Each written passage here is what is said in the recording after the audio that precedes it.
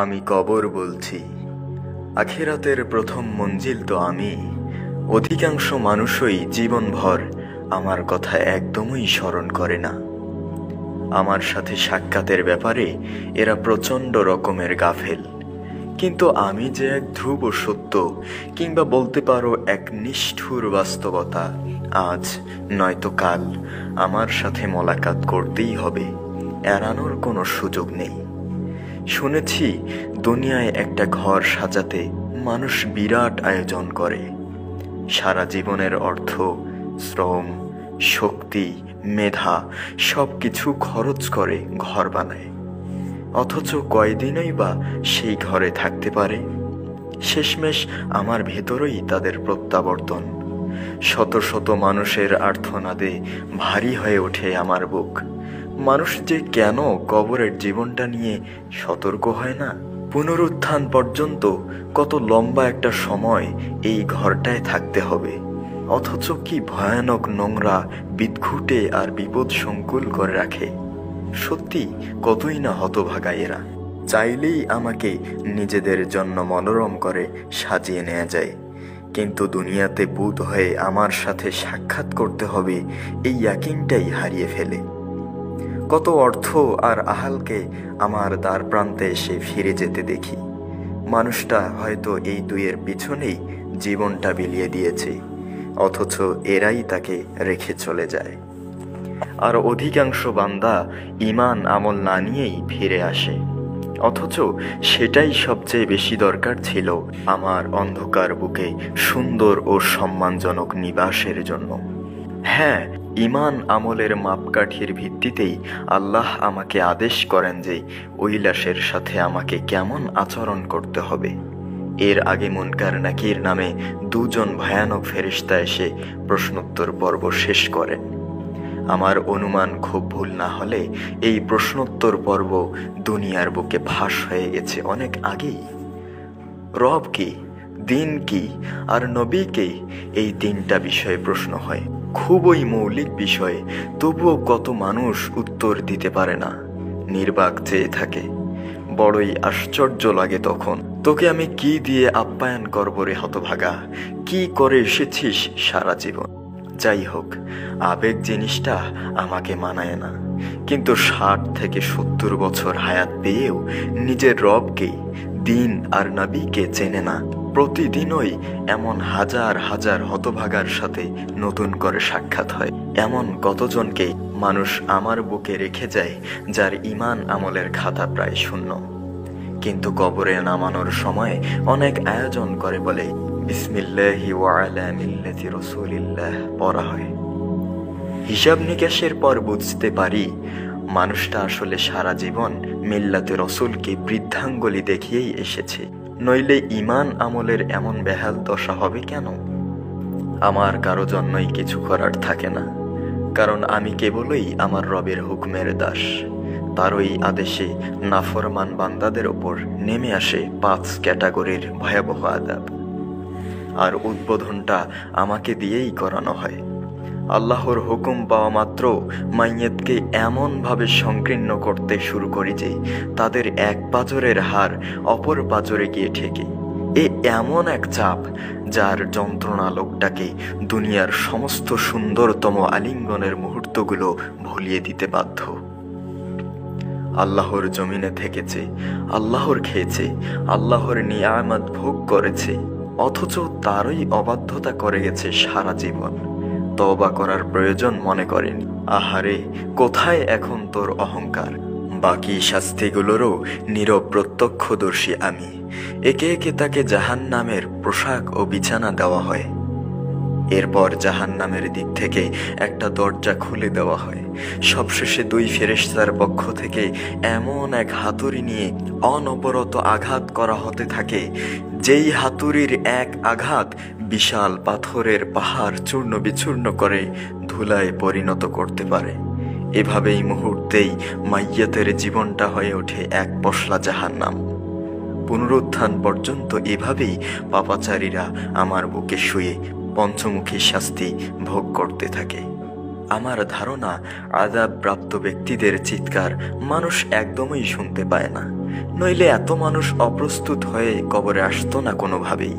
যাই হোক, ব্যর্থদের গল্প আজ থাক, সফলদের গল্প বলি এবার।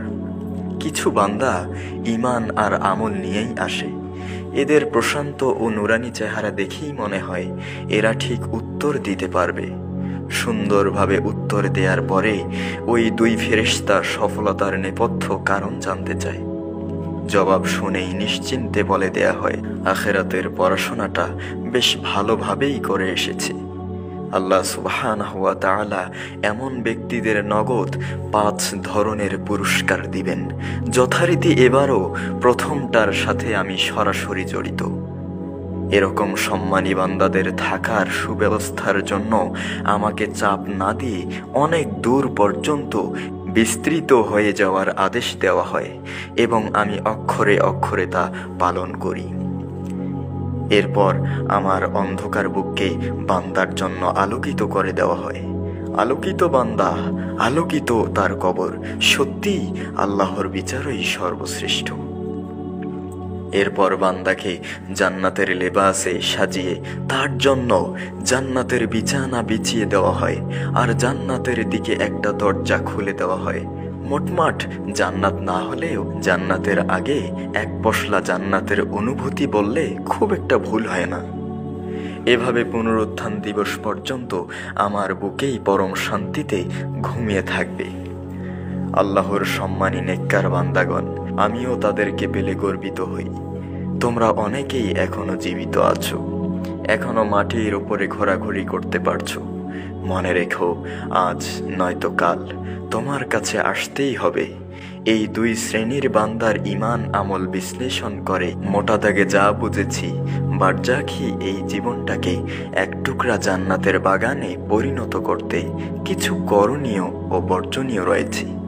অথচ তোমরা অনেকেই জানো, তবুও আরেকটা বার সতর্ক করে দিচ্ছি, যদি কারো উপকারে আসে।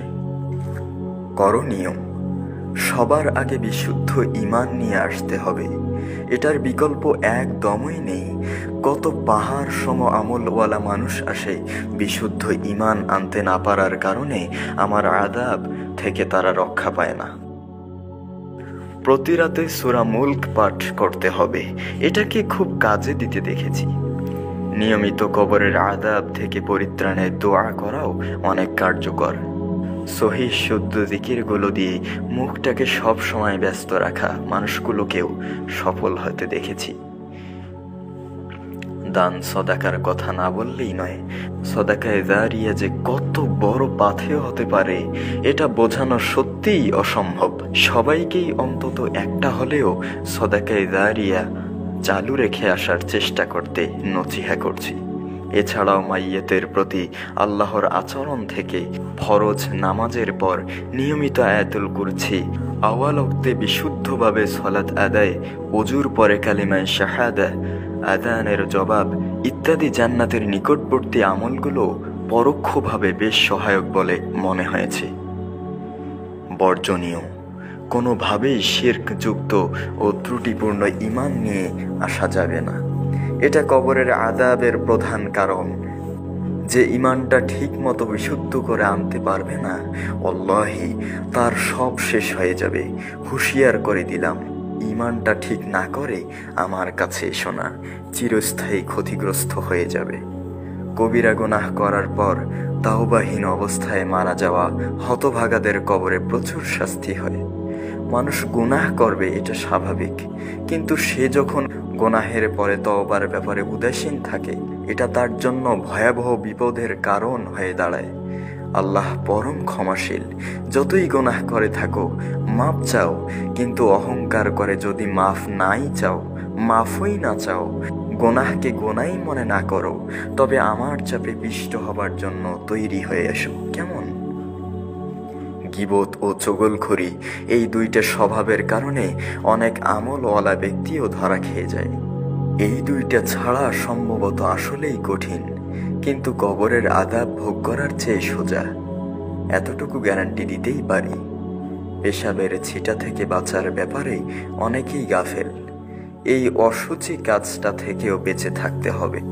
অন্যের হক নষ্ট করার কারণে অনেকের কড়া শাস্তি হতে দেখেছি। আরেকটা বিষয় সেভাবে জোর দিয়ে বলা হয়নি, তো বলে ফেলি। বান্দাকে যখন কবরে প্রশ্নোত্তরের পর্বের জন্য জাগিয়ে তোলা হয়, তখন আমার ভেতরের পরিবেশটা এমনভাবে সাজিয়ে তোলা হয় যেন আসরের ওয়াক্ত প্রায় শেষ হয়ে আসছে। বস্তুত এটা কবরে বান্দার জন্য একটা মনস্তাত্ত্বিক পরীক্ষা। যারা সত্যিকারের সলাত আদায়কারী বান্দা, ওঠার পর তাদের মনে হয় একটু যেন ঘুমিয়ে পড়েছিল, আর এর ফাঁকে আসরের ওয়াক্ত প্রায় শেষ।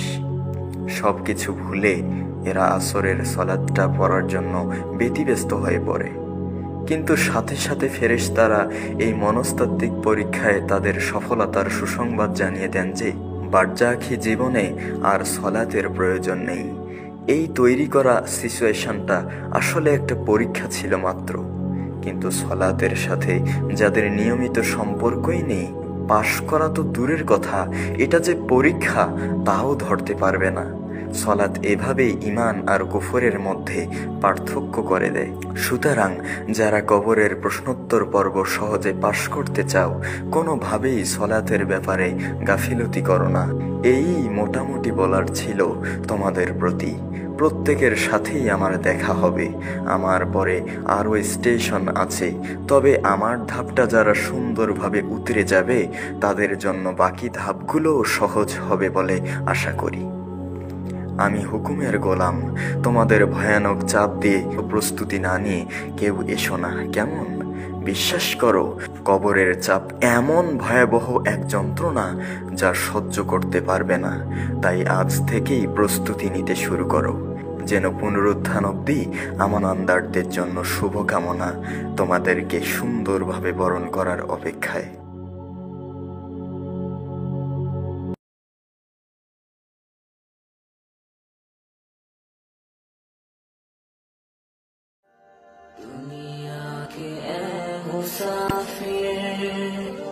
मंजिल तेरी कबर है, मंजिल तेरी कबर है, मंजिल तेरी